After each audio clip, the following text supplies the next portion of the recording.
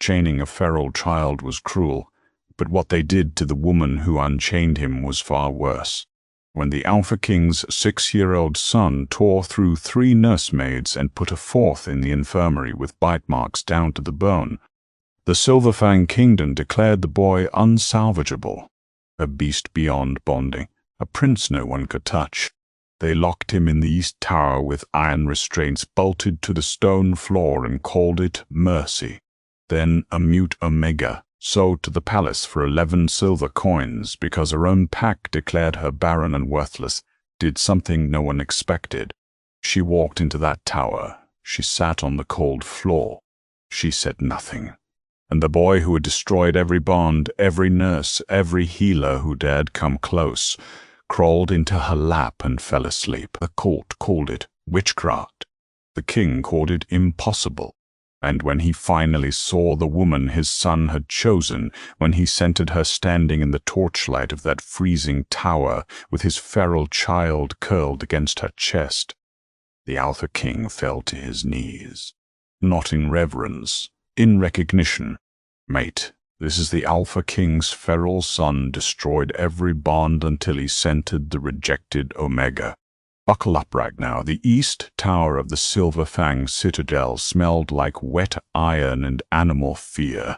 Not the clean metallic scent of a freshly forged blade, but something older, something biological.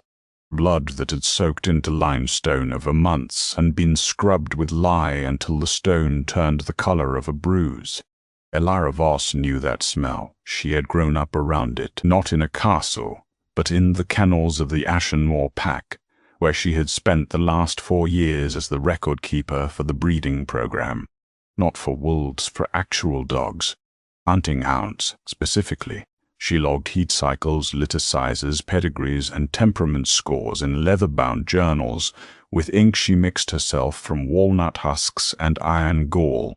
It was precise, invisible work, the kind of job they gave to an Omega they wanted to forget existed. Elara was 23. She had not spoken a word in 14 months. Not because she physically could not. Her vocal cords worked fine. She had simply stopped. The last words she had spoken aloud were, "I understand," directed at the Ashenmoor Alpha Council when they stamped her file with the word sterile in red ink and revoked her mating eligibility. The diagnosis was based on a single examination by a pack healer who had spent more time looking at his pocket watch than at her. One exam, one stamp, one word that followed her like a scar across the forehead. She had been sold 3 weeks ago. Sold was the polite way of saying it. The Ashenmoor Pack owed the Silverfang Kingdom a labor debt from the border conflicts of the previous decade. They sent their lowest value members as payment. Elara's transfer papers listed her as follows. Female, Omega class, age 23, no wolf manifestation, no mate eligibility, no family connections, value assessed at 11 silver coins. She had seen the number on the invoice herself while filing her own transfer documents. 11 coins. She had been worth less than the hunting hounds she catalogued, and she had catalogued their worth herself, so she knew the exact exchange rate. A good bloodhound fetched 40. The Silverfang Citadel was nothing like the Ashenmoor compound. Ashenmoor was flat marshland and timber halls that smelled of peat smoke and wet wool. Silverfang was vertical. The fortress climbed the face of a granite mountain, its tower stabbing into clouds that never fully cleared. Everything was stone, cold stone, dark stone that sweated in the mornings and froze at night. The kitchens were 3 levels below the main hall, connected by spiral staircases so narrow that Elara's shoulders brushed both walls. She had been assigned to the kitchens. She scrubbed the roasting pits. The soot worked into the creases of her knuckles and stayed there no matter how many times she washed. Her hands looked like she had been fingerprinted in charcoal. She had been in the Citadel for 19 days when the head cook, a thick-waisted beta woman named Marin, pulled her aside after the breakfast service. Marin smelled like rendered fat and dried rosemary, and she had a habit of wiping her hands on her apron before delivering bad news. "You, the mute one." Marin pointed at Elara with a wooden spoon. You kept dogs back in Ashenmore, yes? Elara nodded. Marin studied her for a moment. Something calculating moved behind her small dark eyes. You are not afraid of being bitten. It was not a question. Elara shook her head. Good. Marin set the spoon down. The steward needs someone for the East Tower. The boy. She said the boy the way someone might say the infestation or the problem in the Foundation. Everyone else has refused or been carried out. Elara waited. He's 6 years old, Marin continued, and her voice dropped. She glanced at the doorway. He has not spoken since his mother died. He bites. He claws. He shifts partially, which should not be possible at his age, and then he gets stuck between forms. The healers say his wolf is fractured.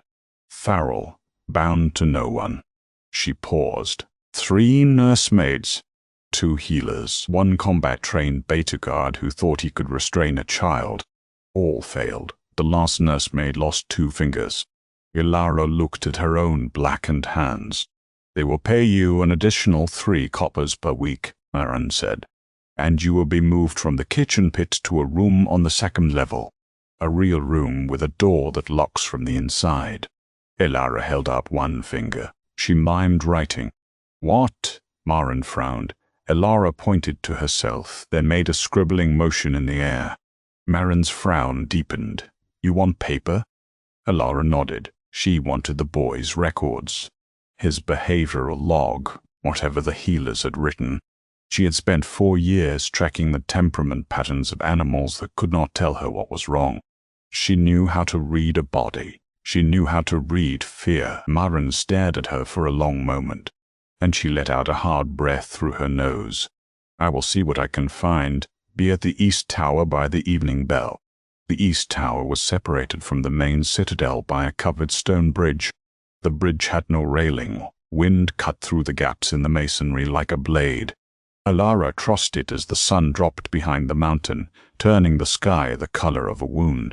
An old bruise, purple at the edges, yellow-green at the center.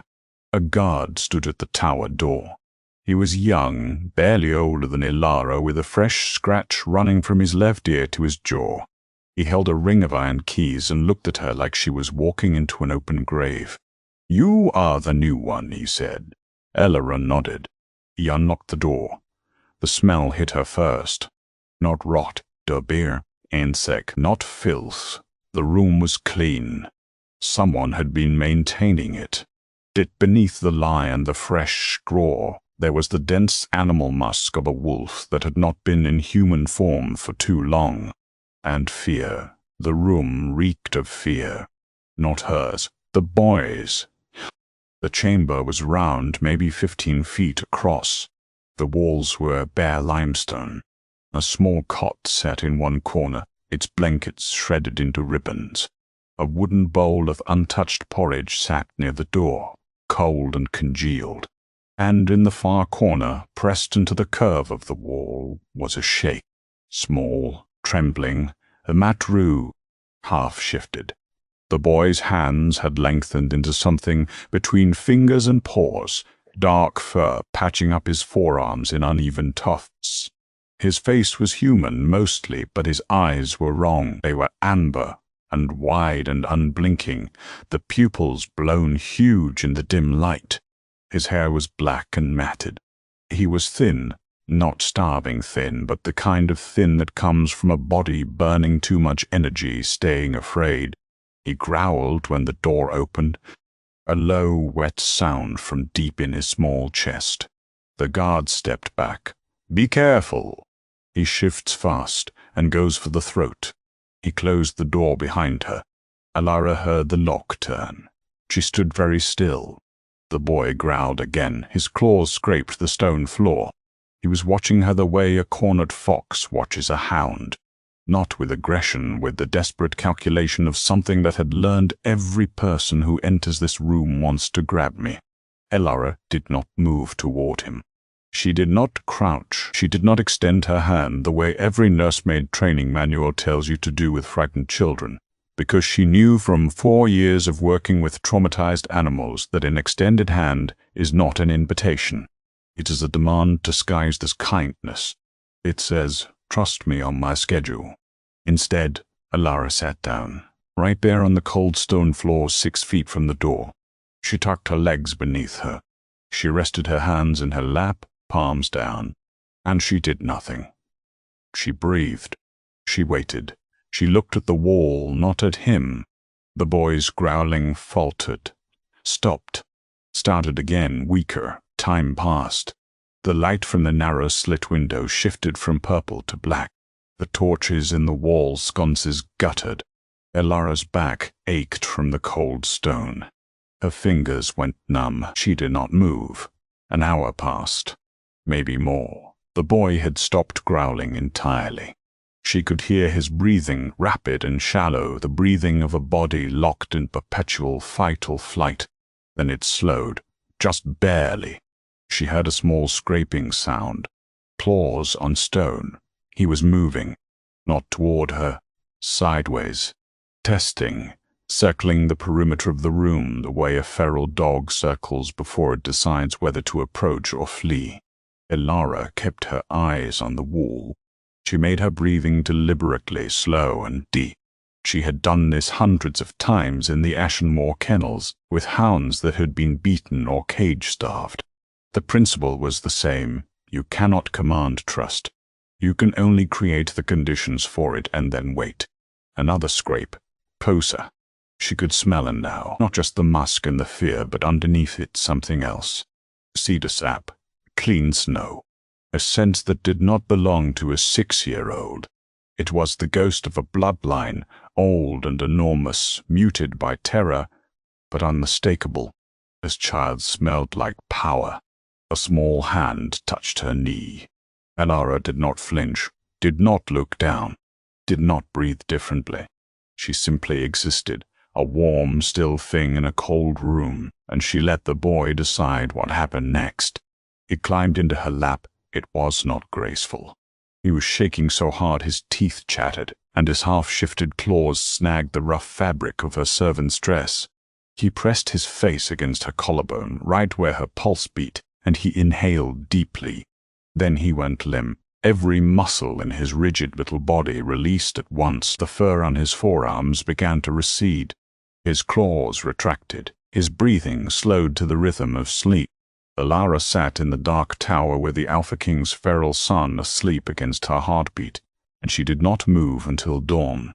The report reached Cullen Blackwood at 7 the next morning, delivered by Silas, his steward, who entered the king's study with the careful posture of a man delivering news he does not fully understand. The boy slept, Silas said. Callan looked up from the border dispatches. His study smelled of black tea, candle wax, and the cedar oil he used on the old wall maps spread across his desk. His eyes were the same molten gold as his son's, but colder, harder. The eyes of a man who had buried a mate, watched his only heir descend into madness, and spent 2 years being told by every healer in the kingdom that the child was beyond help. "He sleeps most nights," Callan said flatly. "Not like this, Your Majesty." Silas paused. He slept through the night. No shifting. No screaming. The new attendant was still holding him when the morning guard unlocked the door.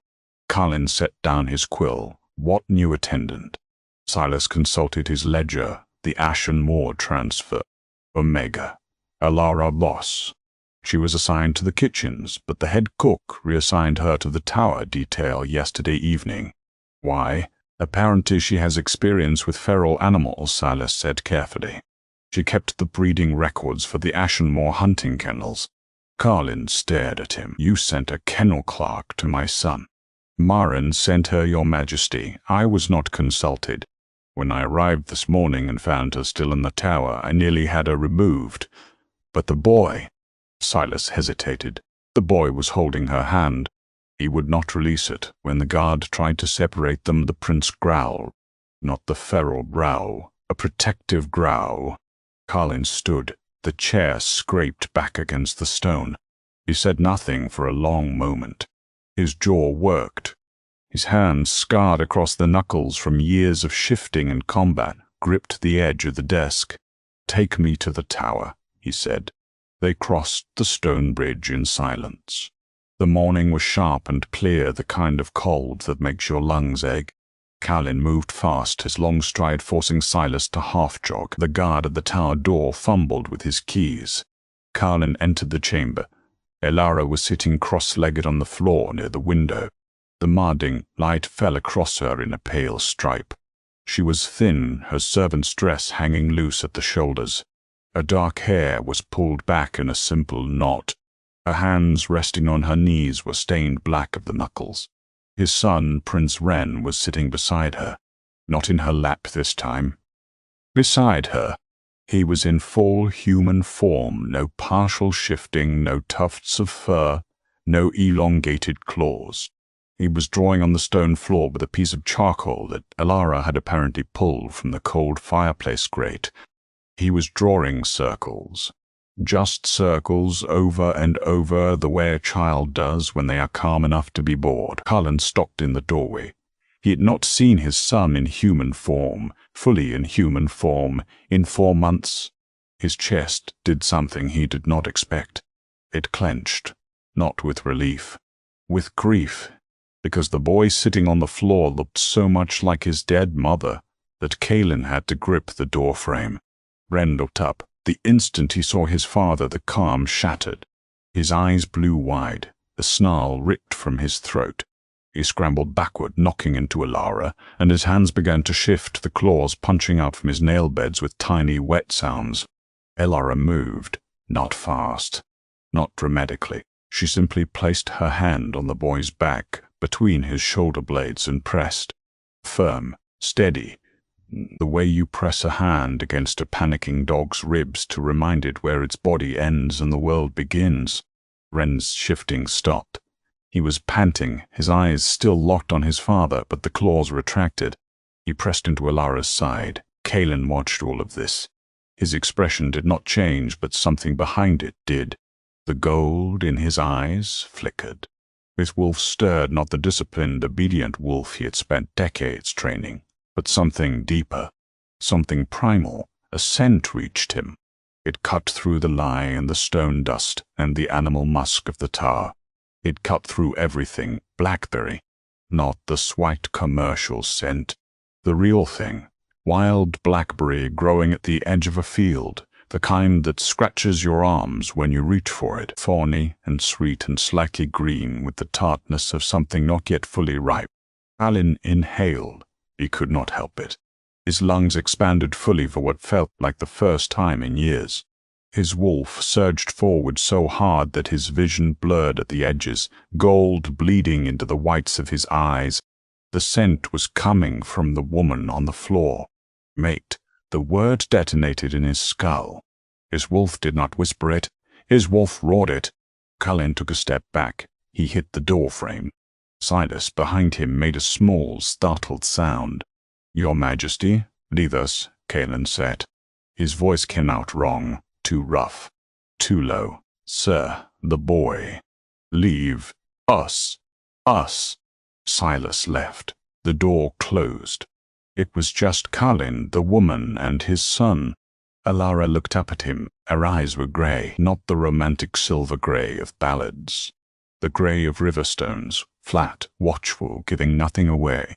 She did not stand. She did not bow. She simply looked at him with the steady patience of a woman who had stopped expecting anything from anyone a long time ago.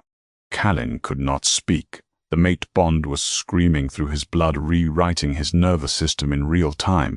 Every instinct told him to cross the room, to pull her close, to bury his face in her hair, and breathe until the world made sense. But his son was pressed against her side, and his son was watching him with the terrified eyes of an animal that had learned to associate its father's presence with chaos. "What is your name?" Callan asked. He forced each word out like pushing stones uphill. Elara held his gaze. She did not answer. "She cannot speak." Silas's voice came muffled from behind the door. The Ashen Mall records list her as mute. Something hot and sharp twisted in Callan's chest. His mate was mute. His mate was an Omega sold for 11 silver coins.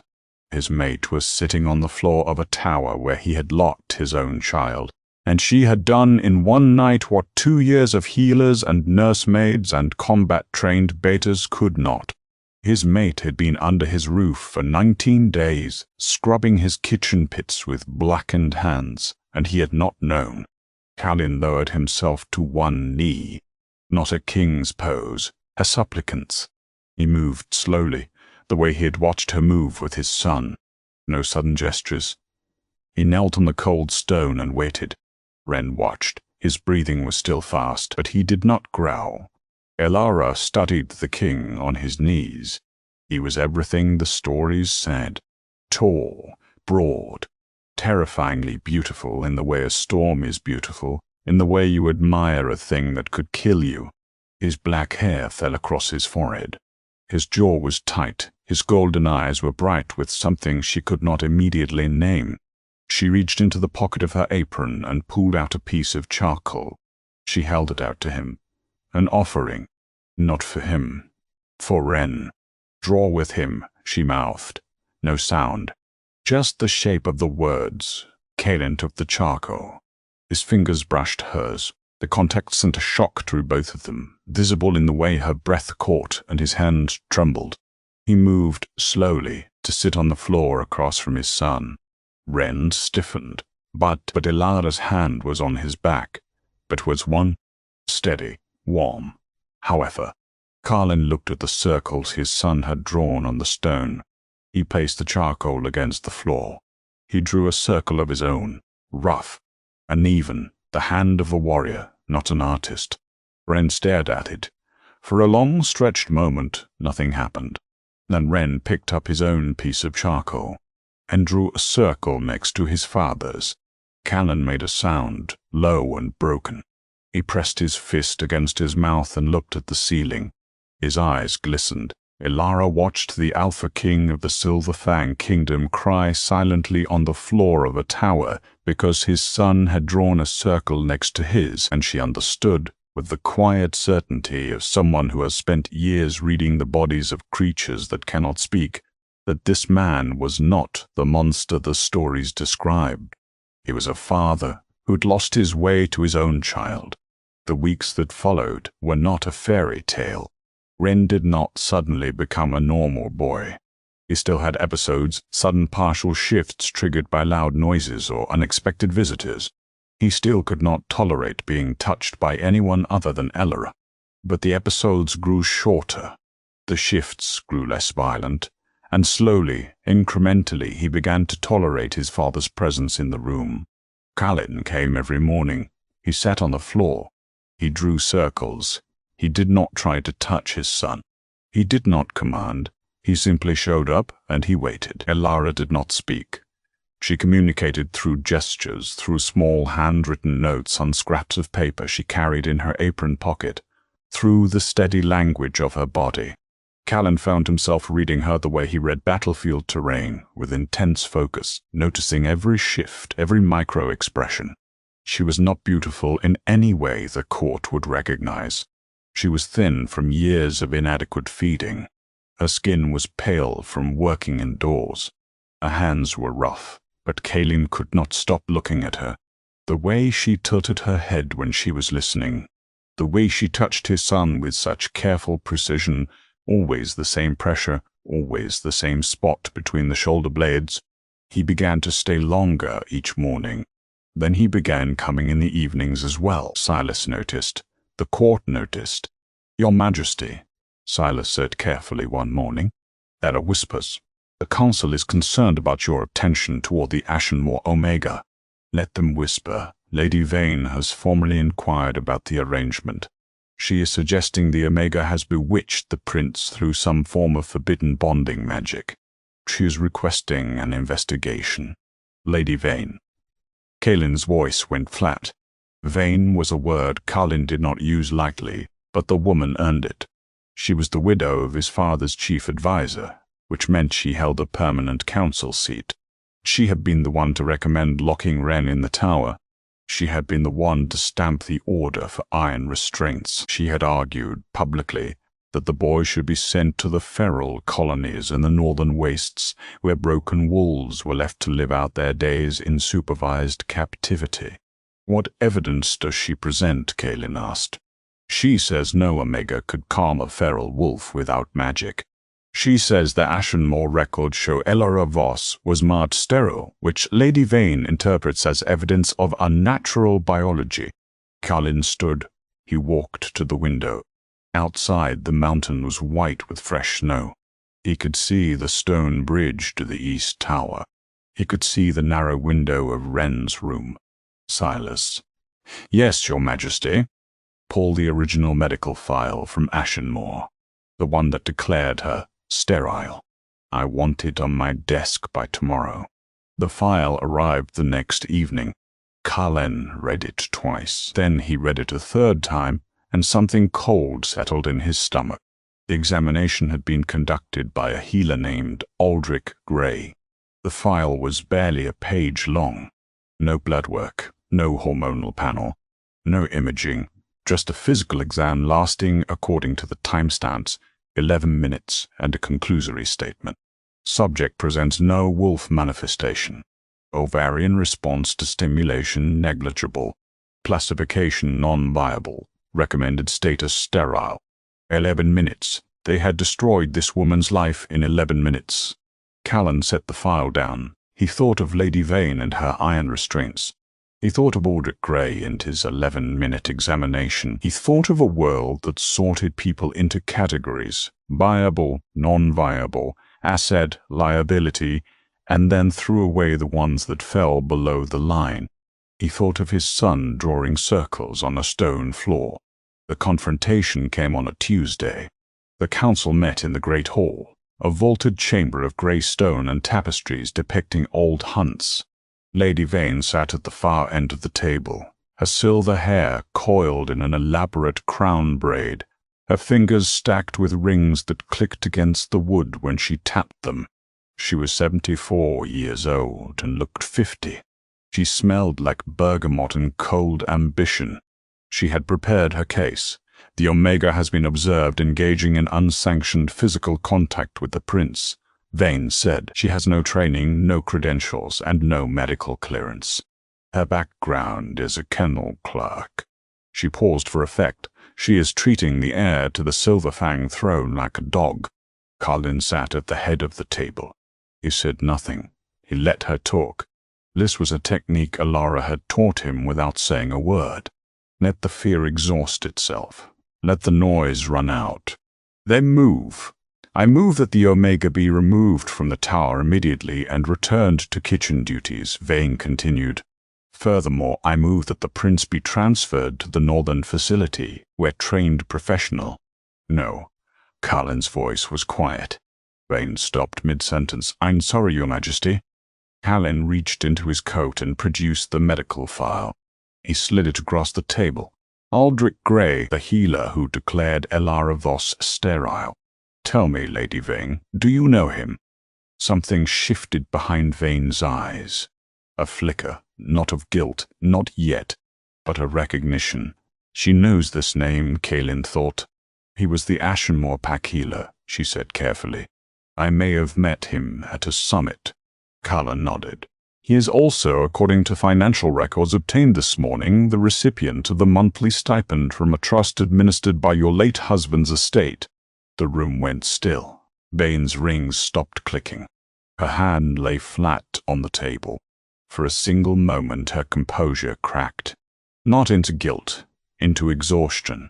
She looked for just a flash, like a very old woman who had been holding a wall together for decades and could feel it starting to give. She closed her eyes. When she opened them, the mask was back.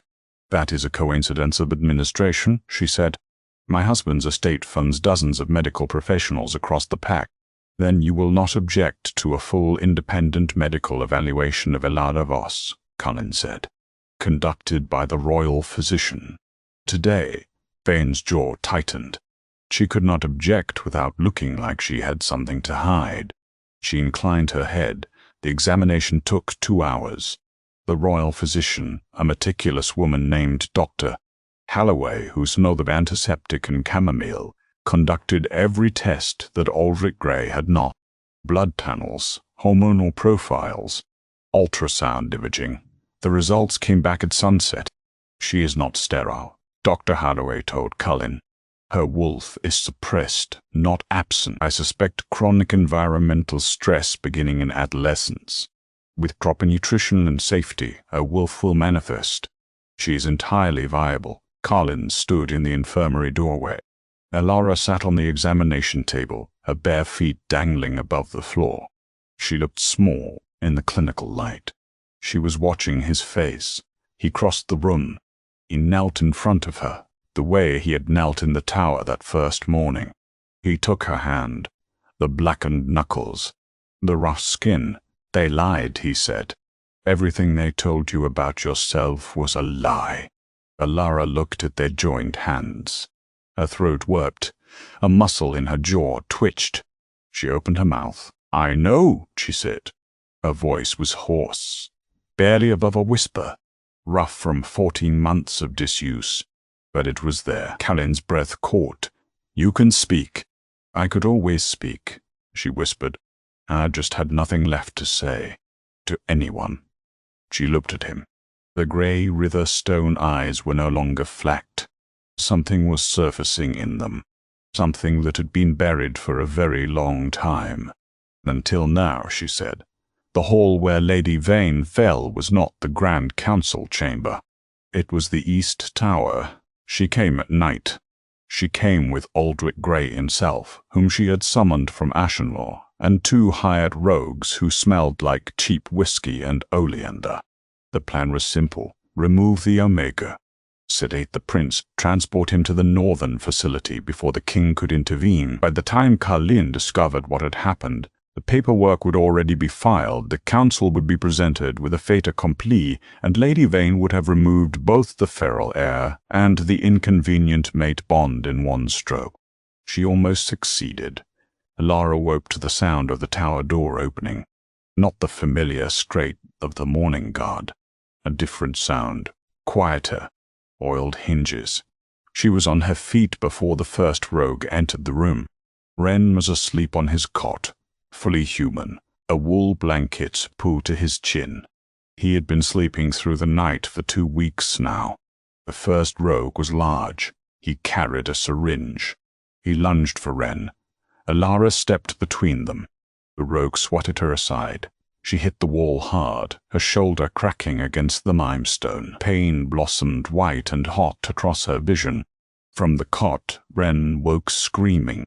The scream became a growl. The growl became a sound that did not belong to a 6-year-old, a deep, resonant alpha roar that shook dust from the ceiling. Wren shifted, not the broken partial shifts of before. A full shift. His small body convulsed and reformed, bones cracking and reshaping, and where a boy had been there was now a wolf pup. Black-furred, gold-eyed, teeth bared. The rogue stumbled back. The second rogue drew a silver knife. Elara pulled herself off the floor. Her shoulder was wrong, dislocated or broken, hanging at an angle that sent nausea rolling through her stomach. She could not lift her left arm. She stepped in front of Rem anyway. Move, the first rogue snarled. Elara said nothing. She simply stood there, a thin woman with a broken shoulder and blackened hands and no wolf and no weapon, standing between 2 armed rogues and a child. The door behind the rogues opened. Not slowly, it exploded inward, torn off its iron hinges like cardboard. Cullen stood in the doorway. He was not in human form. He was mid-shift, caught between man and beast in a way that should not have been possible for a controlled alpha. His eyes were black, not gold. Black. His claws had extended past his fingers by 6 inches, obsidian-colored and dripping with something that might have been blood from tearing through the door. The alpha aura that poured off him was not an aura. It was a weapon. It hit the room like a physical force, slamming the 2 rogues to their knees. The first rogue urinated on the floor, a biological response to apex predator proximity. Lady Vane stood behind Cullen in the corridor, frozen. Aldrich Gray had already fled. She could hear his footsteps echoing down the bridge. Vane looked at the scene. She looked at Kaelin, who was no longer entirely Kaelin. She looked at Elora standing upright with a broken shoulder in front of the prince. She looked at Ren, fully shifted, positioned behind Ilara's legs, growling. And Lady Vane did something no one expected. She sat down on the stone floor of the corridor. She folded her hands in her lap. She closed her eyes. "I'm tired," she said quietly. The words were directed at no one, or perhaps at herself. "I have been holding this kingdom together with the wrong hands for 20 years, and I am very tired." It was not an apology. It was not a plea. It was the sound of a woman who had convinced herself that control was love, that iron restraints were protection, and who had just watched a mute Omega with a broken shoulder do what all her plans and protocols could not. She did not resist when the guards came. The mating ceremony was held in the East Tower, Elara insisted, not in the Grand Hall, not before the court. In the round stone room where it had begun, with charcoal circles still visible on the floor. Kaelin wore no crown. Elara wore no gown. He stood in a simple black tunic. She stood in the midnight blue dress that Maram the cook had sewn by hand from fabric she had been saving for her own daughter's wedding, a gift she offered without being asked. Ren stood between them, fully human, his black hair freshly cut. He held one of Ilara's hands and one of his father's, and when the priestess asked who gave blessing for this bond, Ren spoke his first word in 2 years. "Mama," he said. The word hit every person in that small room like a thunderclap. Khan made a sound that was not quite a laugh and not quite a sob. The priestess wiped her eyes. Silas, standing in the doorway because the room was too small for more than a handful of people, turned to face the wall for a moment. Elara knelt in front of Ren. She pressed her forehead to his. "I am here," she whispered. "I am not going anywhere." Kaelin knelt beside them both. The three of them stayed like that, foreheads close, breathing the same air, while the torchlight threw their shadows large and warm against the cold stone wall. 7 months later, on a morning in late spring, Elara stood in the East Tower garden. Not the tower room itself, but the small courtyard that Callan had ordered built at its base, a walled garden with a southern exposure where the sun hit the stone and warmed it through. She had planted it herself. Lavender. Thine. Wild blackberry, thorny and stubborn, climbing the wall in thick green ropes that were just beginning to fruit. Ren was crouched by the blackberry canes, his hands stained purple, eating berries faster than he put them in the basket. He was talking, not full sentences yet, but words. More every week. Berry. Hot. Mama look.